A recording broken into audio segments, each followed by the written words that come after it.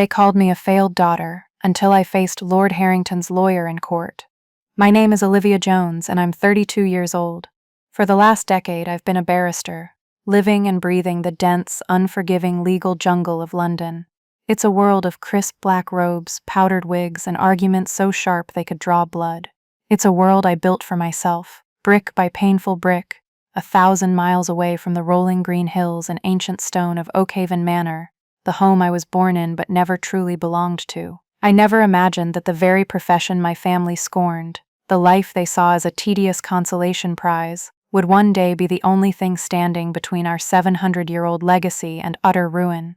I never dreamed that the sweetest victory of my life would be forged in the one place I had run away from, for the very people who had pushed me out. Before I dive into the story of how a dusty old map and a forgotten parish ledger turned the tide in a battle for my family's soul, I want to create a little community right here, right now. Let me know where you're watching from in the comments below. It's always amazing to see how far these stories travel, and if you've ever felt like the odd one out in your own family, or if you've ever had to fight to prove your worth to the people who should have seen it all along, go ahead and hit that like button. It tells me I'm not alone, and you're not either. For all the new faces here, make sure you subscribe, because this is a space where we share the stories of finding our strength, often in the most unexpected ways. The story really begins with a choice that was never truly mine. In the world of the Joneses, tradition was not just a guideline, it was scripture. And scripture dictated that Oakhaven Manor, a sprawling estate of weathered gray stone, sleeping fields and oak trees that were old when the Tudors reigned, would pass to the eldest son. That was my brother, Julian. From the moment he was born, Julian was groomed to be the next custodian of our history. He learned the rhythms of the land, the names of the tenant farmers, the weak spots in the fences, and the proud lineage of the horses in our stables. He was tall and handsome, with our father's easy charm and a casual confidence that came from knowing his place in the world was as solid as the granite bedrock beneath the manor. He belonged to Oakhaven, and Oakhaven belonged to him. I, on the other hand, was the second child, the daughter, the afterthought. Where Julian was taught to ride, I was taught to manage a household. Where he was praised for his strong seat on a horse, I was praised for my quiet demeanor. But I was never quiet on the inside. My mind was loud, restless, and hungry. I devoured the books in the manor's dusty, leather-scented library, finding more companionship in long-dead poets and historians than in the polite, stilted conversations of our county neighbors. My father, a man carved from the same oak as the manor's great beams, saw my books as an eccentricity, a harmless but ultimately useless hobby. A sharp mind is a fine thing in a woman, Olivia, he would say, patting my head without ever truly looking at me. So long as it doesn't give her ideas above her station. My station, it was implied, was to marry well, to become the lady of some other man's manor, a supporting character in someone else's story. Julian wasn't cruel, not intentionally. He was simply oblivious, wrapped in the warm cloak of his birthright. He loved me in the distracted way one loves a familiar piece of furniture. He'd tease me for having my nose always stuck in a book, calling me his little scholar, a nickname that felt more like a dismissal than a term of endearment. When I announced at 18 that I wanted to study law at Cambridge, the reaction was not anger but a sort of bemused confusion. It was a profession for second sons of families with less land, for city men with ink-stained fingers and no connection to the soil. It was, in my father's words, a grubby business. Julian just laughed. "What's the matter, Olivia? Worried you won't find a husband? Trying to learn how to trap one in a contract?" The hurt of that comment stayed with me for years. They didn't see it as ambition. They saw it as a failure to fit the mold they had cast for me. But their disdain was also a gift. It was the fuel that propelled me away from Oakhaven, away from the suffocating weight of their expectations. It drove me through law school, through the grueling pupillage, through the lonely early years of building a practice in a city that felt like another planet. I chose family law, a messy, emotional corner of the profession that my father would have found particularly distasteful. I dealt in broken trusts and fractured promises, fighting for people whose legacies were not measured in acres, but in the well-being of their children. I was good at it. I found a sense of purpose in the clean, logical lines of legal argument, a satisfaction in bringing order to chaos. My contact with my family became a series of dutiful phone calls filled with polite, surface-level questions. They would ask about my work, their voices tinged with a faint, almost imperceptible pity, as if I were a missionary in some unfortunate, far-flung colony. I would listen to long, detailed accounts of Julian's latest triumph, a successful harvest, a prize-winning stallion, the acquisition of a small neighboring parcel of land. He was building the legacy. I was just away. I never told them about the cases that kept me up at night, the gratitude in a client's eyes when I won them a fair settlement, or the quiet pride I felt when a senior partner commended my work. What was the point? To them it was all just paperwork, a world away from the real, tangible value of the land. The first hint of trouble came not as a thunderclap, but as a faint tremor on one of our weekly calls. Julian sounded distracted, his usual booming confidence strangely muted. He mentioned, almost as an aside, that Lord Harrington was being a bit of a nuisance. Lord Harrington was our neighbor to the north. His estate, Blackwood Park, was larger and grander than Oakhaven, his title older, his money deeper. The Harringtons and the Joneses had been neighbors for centuries, a relationship characterized by a carefully maintained, if slightly frosty, civility. The current Lord Harrington, a man in his late 60s with a face like a hawk and a reputation for being as ruthless in business as his ancestors had been in battle, had always treated my father with a veneer of cordial condescension. A nuisance how? I asked, a flicker of professional curiosity cutting through my usual detachment. Oh, it's nothing, Julian said quickly, too quickly, some nonsense about an old boundary line. He's got his lawyers sending letters. Pompous city fellows. Don't you worry your head about it. Father and I have it in hand. The phrase "don't you worry your head about it" was a familiar one. It was the verbal pat on the head I'd been getting my whole life. It meant, this is men's business. This is land business. This is not for you. I felt the old familiar sting, but I pushed it down. It wasn't my place. They didn't want my help, so I let it go. But the tremors continued. A few weeks later, my father mentioned they had retained a local solicitor, a Mr. Davies, a man who had handled the town's wills and conveyances for 40 years. A good, steady man, my father declared. Knows the county. Not like those sharks you swim with in London. The jab was unmistakable.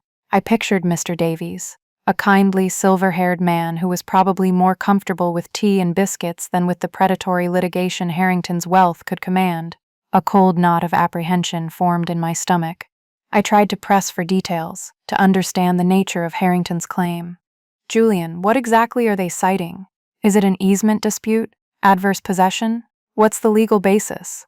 Olivia, for heaven's sake, he'd snapped, his voice frayed with a stress he was trying to hide. It's complicated. Old maps and charters, things you wouldn't understand. It's land law, real law, not the things you do. Davies is handling it. Things I wouldn't understand. The words echoed in the silence after he hung up. I sat in my quiet, minimalist London flat, surrounded by stacks of legal briefs and case files, a testament to a decade spent mastering the intricate machinery of the law. And my own brother, my own family, believed I was incapable of understanding a simple boundary dispute. The condescension was so profound, so ingrained, it was almost breathtaking. They lived in a world where a woman who could dismantle a multi-million-pound financial settlement in a divorce case was somehow not equipped to read a map. The situation escalated. The letters from Harrington's lawyers became more frequent, their tone more aggressive. They weren't just claiming a boundary line, they were asserting a claim to the entire eastern parcel of Oakhaven, nearly a third of the estate, including the oldest oak woods and the stream that fed the lower fields. The claim, as I would later learn, was based on an arcane document, a royal land grant from the 16th century, which they alleged gave their ancestors overriding title to the land, a title that had lain dormant for centuries but had never, they argued, been legally extinguished. It was an audacious, speculative, and deeply complex legal maneuver, the kind of thing one only attempts if one has limitless funds and a burning desire to crush a rival. Julian's confidence began to fray, then to tear, then to unravel completely. On the phone, his voice was tight with a panic he could no longer conceal. Mr. Davies, the good, steady man, was floundering. He was a country solicitor, used to placid agreements and clear-cut titles. He was a rabbit facing a pack of wolves, and he was being torn apart in preliminary filings and procedural motions he barely understood. Julian had spent tens of thousands of pounds already, with nothing to show for it but a series of defeats and a looming court date. "They're trying to ruin us, Olivia," he said one night, his voice cracking. "Harrington wants to see our name dragged through the mud. He wants our land." "Let me see the documents, Julian," I pleaded. my professional instincts screaming, "Just let me look at them. I can at least tell you what you're up against." "No," he said. The word a stubborn rock of pride in a river of fear. "Father wouldn't hear of it. He says we don't air our dirty laundry, especially not with— Well, he just says we handle it ourselves. Especially not with you." He didn't have to say it. I was the outsider. Bringing me in would be an admission of failure on a scale my father and brother could not comprehend. It would mean admitting that their world, the world of land and tradition and masculine authority, was not enough. It would mean admitting that my world, the one they had dismissed and disdained, held the keys to their salvation. And their pride, the stubborn, centuries-old Jones pride, would not allow it. Not yet. The final straw came a month later. Harrington's lawyers, smelling blood, had filed for an injunction to prevent the Joneses from harvesting the timber in the disputed woods, a crucial source of the estate's income. They had also placed a lien against the property, effectively freezing its assets. Bailiffs, men with hard eyes and official papers, had walked the drive of Oakhaven and hammered a notice to the ancient oak door of the manor. The humiliation was absolute, a public de-alleviation of the Jones family's helplessness. The news was all over the county. The family was facing not just the loss of their land, but financial ruin and public disgrace. The wolves were no longer at the door. They were in the house. That night, my phone rang long after midnight. It was Julian. There was no preamble, no pride left in his voice. All I could hear was the ragged sound of his breathing, the sound of a man utterly broken. "Olivia," he whispered, his voice hoarse. We need you. I don't know what to do. You're our only hope." The call I had spent a decade fantasizing about and dreading in equal measure had finally come, and as I sat there in the dark, the cool glow of the city lights painting patterns on my wall, I felt no triumph, only a deep, hollow ache. The prodigal daughter was being summoned home, not out of love or respect, but out of sheer, desperate necessity. The barrister they had scorned was now their last line of defense, and I had no idea if I was good enough to save them. The drive to Oakhaven felt like traveling backward in time. With every mile that pulled me away from London's sprawling geometry of steel and glass, the landscape softened into the familiar greens and golds of the countryside. The roads narrowed, winding between ancient hedgerows bursting with late summer blackberries. When I finally turned onto the long gravel drive of the estate, the city felt like a distant dream. The great oak trees, their branches forming a vaulted canopy over the road, greeted me like silent, solemn old friends. They were the one part of home that had never passed judgment. But the moment I saw the manor, the sense of peace shattered. It was the notice, a stark white rectangle of paper, official and obscene, was still affixed to the dark, weathered wood of the front door. It was a violation, a screaming announcement of their vulnerability. Julian must have seen me looking at it from the window, because the door opened before I could even get out of the car. He looked terrible. The easy confidence was gone, replaced by a deep weariness that had carved new lines around his eyes. He had lost weight, and his shoulders, usually so broad and straight, were slumped in defeat. "You came," he said, his voice quiet, devoid of its usual bluster. "You called," I replied, keeping my own voice level. This was no time for recriminations. He reached out, and with a sudden, violent motion, ripped the notice from the door, tearing the paper in his fist. "They had no right," he muttered, more to himself than to me. "No right to put this filth on our door." Inside, the house felt different. The air, which should have smelled of beeswax and wood smoke, was thick with a stagnant tension.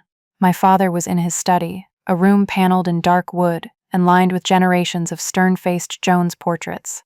He was staring out the window at the fields, a glass of whiskey untouched on the desk beside him. He didn't turn when I entered. "Julian shouldn't have called you," he said, his voice gravelly. "This is our burden to bear." "It's my home too, Father," I said softly. He finally turned, and the sight of him shocked me. My father had always seemed indestructible, a man as rooted and unyielding as the estate itself. But now he just looked old. The fight had gone out of him. "What can you possibly do, Olivia? This isn't some squabble over a china set. This is Harrington. He has the best lawyers money can buy. We have Davies." He said the name with a new bitter contempt. "We have me," I said, and for the first time the words didn't feel arrogant or defensive. They felt like a simple statement of fact. "Let me see everything. Every letter, every filing, every scrap of paper from Davies and from Harrington's team. The dining room table, usually set for family meals, became my war room. Julian and my father watched in silence as I spread out the contents of 3 large document boxes. It was, as I had suspected, a disaster. Mr. Davies had been systematically outmaneuvered at every turn. He had missed deadlines for filing responses, failed to challenge flawed evidence, and his arguments were weak, relying on sentiment rather than solid legal precedent. Harrington's lawyers, a prestigious London firm, had constructed a formidable case around the 16th century charter. It was a brilliant piece of legal archaeology, designed to overwhelm and intimidate. They argued that the grant from Queen Elizabeth I to the first Baron Harrington created an unbreakable fee-tail, a type of ownership that couldn't be altered by subsequent sales or agreements. According to them, the land had only ever been leased to my ancestors, and that lease had long since expired. They were, in effect, claiming we had been squatters for the last 200 years. It was audacious. It was also, on the surface, terrifyingly plausible. For 2 days, I barely slept. I lived on coffee and sandwiches that Julian would leave quietly by my side. I read until my eyes burned, making notes, creating timelines, cross-referencing maps.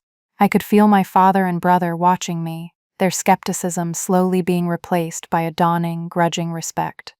I was no longer just Olivia, the bookish daughter. I was a professional, moving with a focused intensity they had never witnessed before. I was speaking a language they didn't understand: torts, precedents, estoppel, laches, but they could see the formidable architecture of it taking shape in my color-coded notes and diagrams.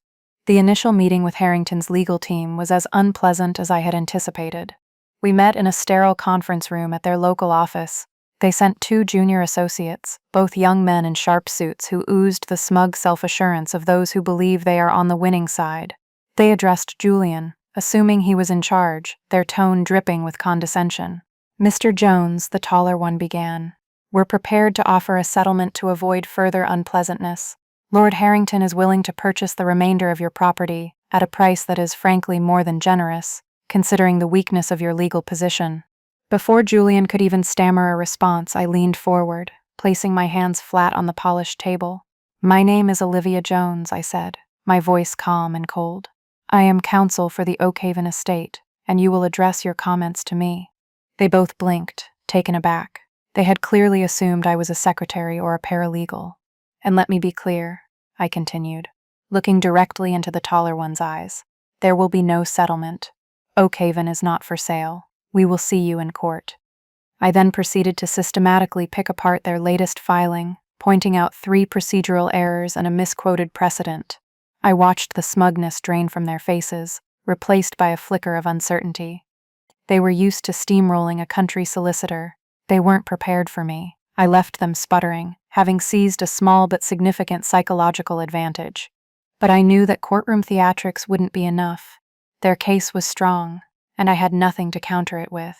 Davis's research had been pathetic. He had simply looked at the most recent deeds which were of no use against a claim that reached back 400 years. I needed to go deeper. I needed to find a crack in the foundation of their 16th century charter. My hope lay in the Oakhaven archives, a collection of documents stored in a cold, damp room in the manor's cellar. For generations, the Joneses had thrown every piece of paper in here: deeds, wills, farm ledgers, forgotten letters. It was a genealogist's dream and an archivist's nightmare. Julian helped me carry the heavy leather-bound books and tin boxes up to the library. For hours, we worked together, a strange truce settling between us as we sifted through the dusty, brittle papers. The scent of decaying parchment and forgotten lives filled the air. We found nothing. Days turned into a week. My initial confidence began to wane, replaced by a gnawing dread. I was failing. The court date was less than a month away. One evening, exhausted and disheartened, I was staring at a large, hand-drawn map of the county from the 18th century that hung in the library. It was a beautiful thing, but it showed the disputed land as clearly belonging to Oakhaven, which didn't help me fight a claim from 2 centuries prior. Julian came to stand beside me. "I used to stare at this for hours as a boy," he said quietly, tracing the boundaries with my finger, imagining I was a general defending my territory. He gave a short, bitter laugh. Some general I turned out to be. "It's not your fault, Julian," I said, and I meant it. "You were defending against an enemy you couldn't see, with weapons you didn't have. It was then that I noticed something odd, a faint line, almost invisible, running along a different route than the established property border, and a small notation. The ink faded to a pale brown. I couldn't make it out. I grabbed the magnifying glass from the desk. The notation was a reference number and a name. See Parish Record. St. Giles, W. Croft. Who was W. Croft? I asked. Julian's brow furrowed in thought. Croft. There was a family of that name who were vicars at St. Giles for generations back in the 1700s, I think. A new surge of energy, of hope, shot through me. A parish record. It was a long shot, a desperate grasp at a straw in the wind, but it was something. The next morning, I drove to the county records office, a place of hushed silence and the smell of old paper. I asked to see the parish archives for St. Giles, specifically from the mid-18th century. The clerk led me to a back room and presented me with a massive, crumbling ledger. I spent the entire day turning the fragile pages, my fingers stained with dust. I scanned lists of births, deaths, marriages, and tithe payments. My eyes were starting to blur when I finally found it. An entry from 1748 in the elegant, spidery handwriting of the Reverend William Croft. It wasn't a record of a tithe or a christening. It was a memorandum, a detailed note written by the vicar to document a significant event in the parish. My heart began to pound so hard I could feel it in my throat. The memorandum described a land dispute between the Jones and Harrington families of the day. The Harrington of the 1740s had tried to assert his claim based on the very same 16th century charter. But according to the vicar's note, the dispute had been settled. The note was explicit. An agreement had been reached wherein Harrington relinquished all claim to the eastern woods in exchange for a separate parcel of Jones land on his western border, land that was better for grazing. It was a trade, a permanent, legally binding exchange. But why was there no deed? Why had Davies not found this? I read on, my breath catching in my chest. The original deeds of exchange, the vicar wrote, were to be held at the church for safekeeping, but were lost in the Great Fire of 1751 that had destroyed the church rectory. This memorandum and a copy of the survey map to which it referred were the only surviving records of the transaction. The vicar had documented it in the parish ledger precisely because the official documents had been destroyed. The map. I asked the archivist, a kindly man named Mr. Giles who had taken an interest in my search, if there were any loose maps from that period associated with the St. Giles parish. He disappeared into the stacks and returned 20 minutes later, carefully carrying a thin portfolio. We have a few uncatalogued surveys, he said. They were water damaged at some point. Not sure if they'll be of any use. And there it was. Tucked between two mundane drawings of drainage ditches was a survey map from 1748. It was stained and brittle, but it clearly showed the new boundary line. And in the corner, in the same hand as the ledger, was the signature of Reverend William Croft, acting as official witness, alongside the signatures of both my ancestor, Thomas Jones, and Lord Harrington's ancestor, the 3rd Baron Harrington. I felt a dizzying wave of euphoria. This was it. This was the silver bullet. This wasn't just a piece of evidence. It was the entire story, a narrative that completely dismantled Harrington's claim. His entire case was built on the premise that the 16th century grant was the final word. But this document proved that his own ancestor had legally and permanently traded away that claim 200 years later. Harrington's lawsuit wasn't just speculative, it was a fraud. He either knew about this and was hiding it, or his own family's historical ignorance was about to cost him a fortune in legal fees and public humiliation. I didn't know which was true, and I didn't care. I finally had my weapon. The boring barrister daughter was ready to go to war. The day of the hearing arrived cloaked in a nervous gray morning mist. The county courthouse was an imposing Victorian building, all stern brick and stone columns, designed to make ordinary people feel small and insignificant. As we walked up the steps, me in my severe black suit, my father and Julian looking profoundly uncomfortable in their best tweeds, I felt a strange calm settle over me. This was my territory now.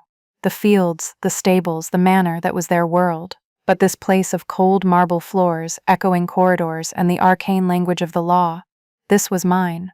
Inside, the courtroom was smaller than I'd expected, paneled in the same dark oak as our study at home. It felt claustrophobic, a pressure cooker for simmering disputes. Lord Harrington was already there, seated beside his barrister, a QC from London with a fearsome reputation and a face that looked like it had been chiseled from granite. Harrington gave us a tight, reptilian smile, a look of supreme confidence that made my blood run cold for a second. Before my resolve hardened, he saw my father and brother as provincial landowners he could easily crush. He looked at me and saw nothing at all, just a woman, a daughter, an irrelevance. That was his first mistake. My father and Julian sat in the public gallery behind me, their faces pale with anxiety. I could feel their eyes on my back, their hopes a tangible weight on my shoulders. As the judge entered, a formidable woman with sharp eyes and an air of no-nonsense intelligence, the room fell silent. My heart was hammering against my ribs, a frantic drumbeat against the quiet hum of the fluorescent lights. I took a deep breath, picturing the dusty ledger, the faded map.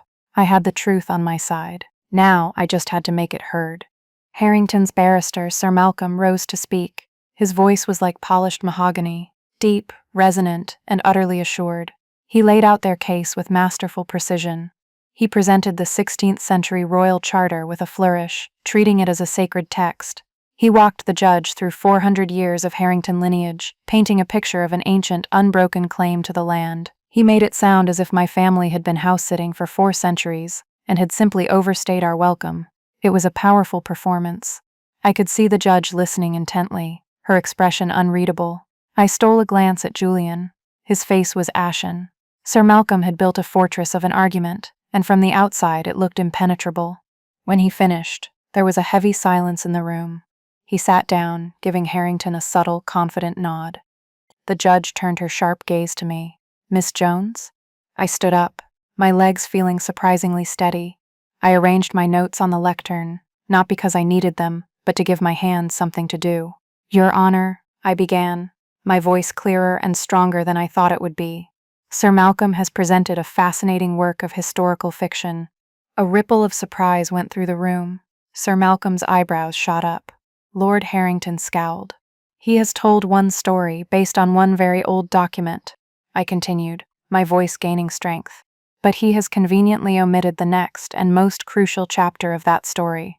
A chapter in which his client's own ancestor willingly and legally relinquished the very claim Lord Harrington is attempting to resurrect today." I started not with my evidence, but by cross-examining Harrington's own historical expert, a pompous academic they had paid a small fortune to validate their claim.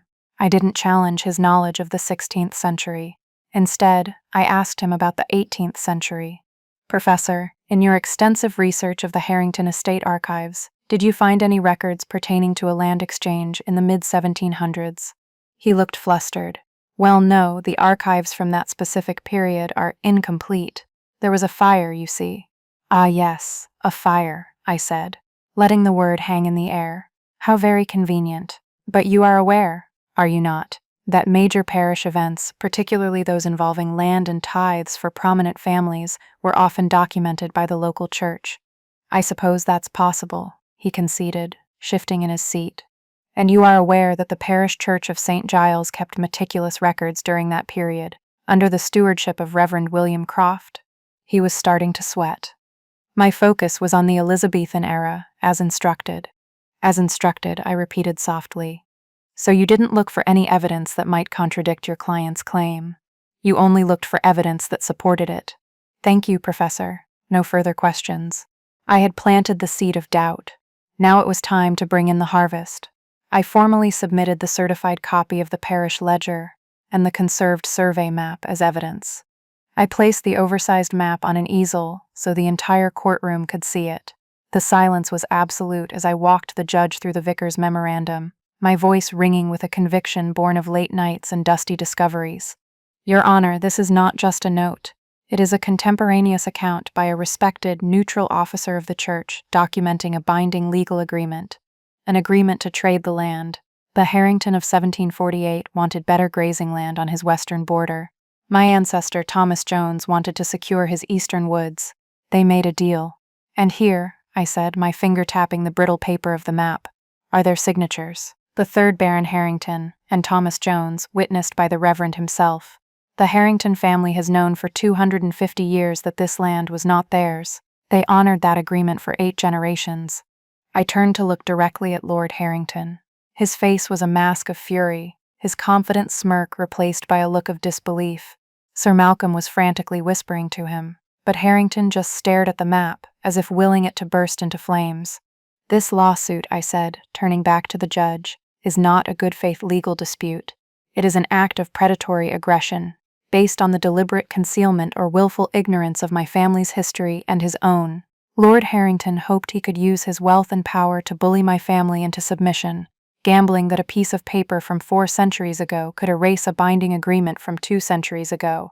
He gambled that the truth had been lost to time and fire. He was wrong." My closing argument was short. I didn't need to be eloquent. The facts were eloquent enough. "Your Honor, the law is not merely a collection of dusty rules. It is the guardian of memory and the protector of promises. The promise made between my ancestor and Lord Harrington's was sealed with a signature and honored for generations. My family has worked that land, cared for it, and considered it our home based on that sacred promise. To allow that promise to be broken now would be to reward a cynical and dishonest manipulation of the legal system. We ask that you dismiss this claim and uphold the truth that is written not only in this ledger, but in the history of the land itself." I sat down, my body trembling with adrenaline. The silence in the courtroom stretched on for what felt like an eternity. I didn't dare look at my father or brother. I just kept my eyes on the judge, who was looking from the map to Lord Harrington, her expression one of profound disapproval. Finally, she cleared her throat, and the sound was like a gavel strike in the silent room. The fight was over. All that was left was to see who had won. The judge did not retire to her chambers to deliberate. She didn't need to. Her gaze, sharp and piercing, settled on Lord Harrington. "Lord Harrington," she began, her voice crisp with authority. "In my 20 years on this bench, I have rarely seen a claim so audacious in its premise and so spectacularly deficient in its historical context. You have brought this court a single ancient document and asked us to ignore all subsequent history, including a legally binding agreement signed by your own ancestor." She paused, letting the weight of her words fill the room. Harrington had gone pale, his aristocratic features slack with shock. Sir Malcolm looked as if he had swallowed something sour. "The evidence presented by Miss Jones," the judge continued, "is not only compelling, it is definitive. The memorandum in the St. Giles Parish Ledger, corroborated by the signed and witnessed survey map, constitutes an irrefutable record of a land exchange. Your ancestor traded away any claim he may have had to the disputed property in The matter was settled then, and it is settled now." She looked down at her papers. "Therefore, I am dismissing this case with prejudice. Furthermore, given the clearly frivolous and vexatious nature of this litigation, which appears to have been initiated with the primary intent of harassing the defendant, I am ordering you, Lord Harrington, to pay the entirety of the Jones family's legal costs." A collective gasp went through the gallery. It was a stunning rebuke, not just a loss for Harrington, but a public humiliation. He had tried to use his wealth to crush us, and now that same wealth was being used to make us whole. "This court is adjourned," the judge declared, striking her gavel with a sharp crack that echoed the breaking of Harrington's ambition. For a moment, nobody moved. The world seemed to be holding its breath.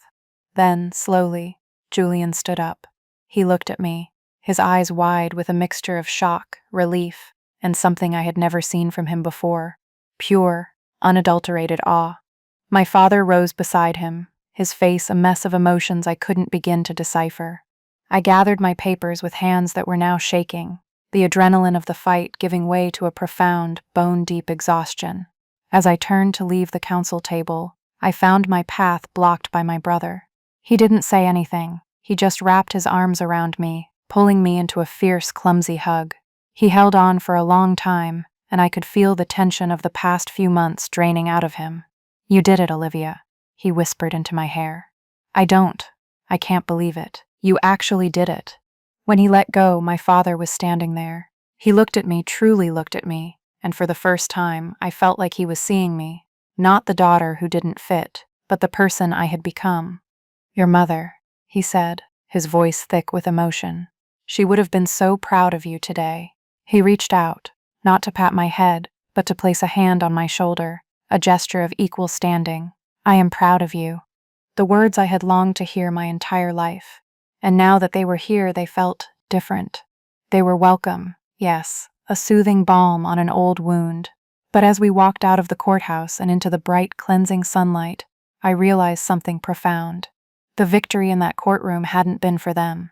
I had fought for Oakhaven, for our history, for the name of Jones, but the person I had truly been fighting for was the little girl in the library, the one who was told her books were a waste of time. I had been fighting to prove her worth to herself, and in winning their case I had won my own. Their approval, I suddenly understood, wasn't the prize. My own self-respect was. As we were about to descend the courthouse steps, a furious voice called out, "Jones!" It was Lord Harrington, his face mottled with rage. Sir Malcolm was trying to restrain him, but he shook him off. "This isn't over," he spat, his eyes blazing with impotent fury. "I'll appeal. I'll ruin you. You haven't heard the last of this." I stopped and looked at him.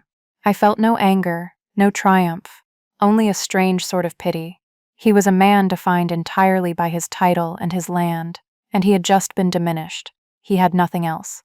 "No, Lord Harrington," I said, my voice quiet but carrying clearly in the afternoon air. "I think we have. You can file all the appeals you want. The truth doesn't change. You lost." I turned my back on him and walked down the steps with my family, leaving him there, a relic of a bygone era, sputtering in his own defeat. The drive back to Oakhaven was quiet, but it was a comfortable silence, not the tense, brittle quiet of my arrival. The landscape, which had seemed threatened and fragile before, now looked secure, vibrant and alive. Every field, every tree, every stone and every wall seemed to have been reaffirmed, its place in the world made solid again. That evening, my father opened a bottle of brandy that was older than I was. We sat in the library, the fire crackling in the hearth, the room where my journey had both begun and ended. For the first time, they asked me about my life in London, about my cases, about the world I had built for myself. They listened, truly listened, with a newfound respect. It was a beginning, a fragile, tentative bridge being built across a chasm of misunderstanding. Julian, humbled and grateful, admitted how badly he had misjudged everything.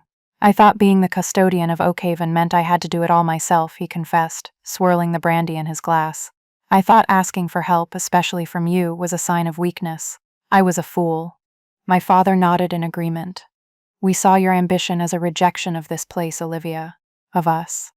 We failed to see that you were forging your own legacy, one just as valuable. And it was that legacy, your legacy, that saved ours. It was the apology I never thought I'd receive. And I accepted it, because I could see it was genuine. But I also knew, with a clarity that was both liberating and a little sad, that I could never fully come home again. Not because they wouldn't have me, but because I no longer needed to. My sense of belonging was no longer tied to the soil of Oakhaven. It was mine, something I carried within me. The next day, when I packed my car to drive back to London, the goodbyes were different. There was no pity, no condescension. There was only love and a deep, quiet respect. "You'll come back soon?" Julian asked, standing on the gravel drive. "Of course," I said, smiling, "but I have a case on Monday, a difficult one." He grinned. "I feel sorry for the other side." A year has passed since that day in court. Lord Harrington, true to form, did file an appeal. It was summarily dismissed within months. The costs he was forced to pay were substantial, and the story of his public defeat became a piece of local legend, a cautionary tale about arrogance and pride. The lien on Oakhaven was lifted, and under Julian's more humble and careful management, the estate is thriving. I visit often, driving down from London on a Friday evening. The atmosphere now is one I never could have imagined in my youth. It's warm and easy and filled with mutual respect. Julian asks for my advice on contracts with the timber merchants. My father reads the newspaper articles about my cases and asks probing, intelligent questions. They see me now, but they also understand that my life is in London. They understand that I am a visitor in their world, just as they would be in mine. The dynamic has shifted. I am no longer the odd one out. I am simply the one who is different, and that difference is now seen as a strength, not a weakness. Sometimes, when I'm there, I walk through the eastern woods, the very land that was at the heart of the battle. I'll stand by the ancient stream, listening to the water rush over mossy stones and feel the deep, peaceful continuity of the place. I love Oakhaven with a fierceness that surprises me. But I know now that it doesn't define me. My family's approval doesn't define me. What defines me is the ability to stand in a courtroom, armed with nothing but the truth and the skills I fought so hard to acquire, and win. The greatest lesson I learned was that sometimes the parts of yourself that others dismiss are the very parts that will one day be your salvation. My worth was never in the land I might inherit, but in the mind my family never thought I'd need. I wanted to share this story with you all because I think it speaks to a truth that many of us face. We are often put into boxes by the people who love us, defined by their expectations rather than our own potential. Have you ever been underestimated? Have you ever had to fight to prove your worth, either to your family or to the world? Share your story in the comments below. Reading them is a powerful reminder that we are all on our own unique journeys. If my story resonated with you, please don't forget to like this video and subscribe to the channel for more stories about overcoming challenges and finding our own strength. And if you know someone who is feeling overlooked or undervalued, maybe share this video with them. Sometimes, just knowing you're not alone can make all the difference. Thank you so much for joining me and for listening to my story. Remember that your value is inherent. It exists independently of anyone else's recognition. Sometimes the path you are pushed onto, the one that feels like exile, is the very path that leads you back to yourself, stronger and more whole than you ever imagined. I wish you all strength on your journey.